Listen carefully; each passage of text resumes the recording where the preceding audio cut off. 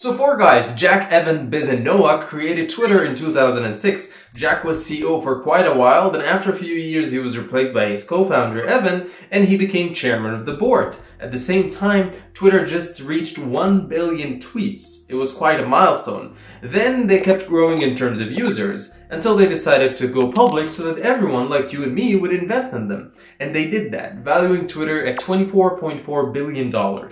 So then they continued to grow in terms of users until Elon Musk in 2022 decided to purchase them. Then he realized that it was full of bots, so decided to cleanse it as much as he could. The problem is it was a financial catastrophe and he was losing so much money. So he did some changes like adding a subscription method called Twitter Blue just to get more cash in. Oh, and he did fire 80% of the people there. Elon Musk purchased Twitter for $44 billion. In a recent memo, he said it was actually valued at half that amount at $20 billion. Such a big loss. Imagine losing $20 billion in just a few months. Of course, that happens to him every day, so...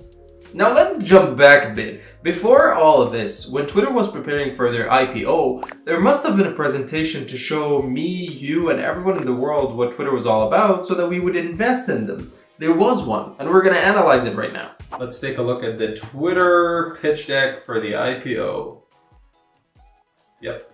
The beginning is quite normal. You just introduce the world to what Twitter is, where it's incorporated, how many employees, how many monthly active users. Very smooth introduction with a map showing Twitter. And then they show that Jack Dorsey's first ever tweet, which is an NFT, interestingly. It didn't sell for a lot of money, but interesting information. Twitter is all about the tweet. So what is a tweet? Now they showcase that the tweet is 140 characters. They're telling the basic information of what Twitter is. It's a good introduction. Remember, this deck is actually very long. It's at 64 slides. Why is it very long? It's because it has to address everyone. They had to address the advertisers, investors, users like me, so that everyone would invest in their stock. So it kind of makes sense. So moving on, they start showing some statistics like 350 billion tweets published since being founded, 1 billion tweets created every day. And then they start showing also more of their traction. 230 monthly active users in millions, 77% average monthly active users international. Just more statistics to showcase, we're an international global product and we're just telling you a little bit of what you're going to see in the future of this deck. Then this is the cornerstone of the first part of the pitch deck, which is what Twitter is all about. They put it in 4 different pillars: public, real-time, distributed, and conversational. And for each part of those, they're going to start giving use cases of some tweets around this area and what public is. It's a personal broadcast network and what is going on there. And then they show real-time, like some actual things that are happening at the same time. Conversational, like just simple conversations between you and me, and distributed, the fact that it could go everywhere. And they were very proud of the Barack Obama tweet because it was the first time that a president would announce his win even on Twitter, on a social media platform in general, and that was Barack Obama. So after they mentioned these 4 pillars, they move on to show a little bit more statistics, like 48 billion online impressions of tweets, 44% of Americans hear about tweets through media channels other than Twitter, because, when you go to the news and you see, oh, this person said that via Twitter. So now it's not just a social media platform, it's more of an established source of information. Then the cornerstone of the second part of the deck, which is what Twitter is all about in terms of stakeholders. Who are they addressing? They're addressing users like me, platform partners, and advertisers. And for each of the 4 elements, now they're going to discuss those people in general, the users, the platform partners, and the advertisers. So they start off with the users and they show you the value proposition to them. And of course, they're all tweets and they're all things that are legit use cases, which is very good. Showcasing the different people who are actually users. And then they move on to the second part, which is the platform partners. And they mentioned the value proposition to the platform partners, and they'll do the same with advertisers later on. They're just showing, if you're a platform partner and you want to invest or you're interested in partnering with us, here's the value proposition we're adding to you. If you're a user, then we already told you. Twitter for websites, you can just incorporate it on your website, which is kind of, if you have a website, then yeah, you would want to do that. And finally, they just keep saying more a little bit about this element. Then they move on to the last thing. It's a lengthy deck, so I'll skip through some of the slides. Last thing, which is for advertisers. Now, advertising, when it comes to this particular platform or social media platforms like this, like Facebook, Instagram, everything, they highly rely on advertisers. And this is what Elon Musk is having trouble with these days. He's having trouble signing advertisers. Although he said that he have them all in one place, I doubt that they have all advertisers back on Twitter. Twitter relies on advertising in terms of business model at the moment. Even if Elon is trying to incorporate Twitter Blue, it's not really sure whether this is going to work out or not. So to address that, they show the value proposition for advertisers and the different ad formats and how much money they're making from advertising revenue. Because at the end of the day, you're an investor. You know that the revenue from advertising is quite vital. So show us how much money you're making in advertising. Powerful targeting based on interest and engagement. And then they show some use cases of actual people advertising, like Starbucks and so on.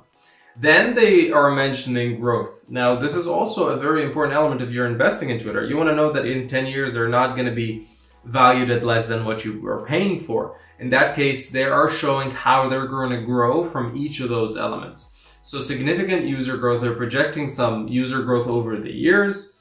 The partners, they're projecting also more and different types of partnerships. And in terms of advertising, they're also showcasing that they're going to grow there.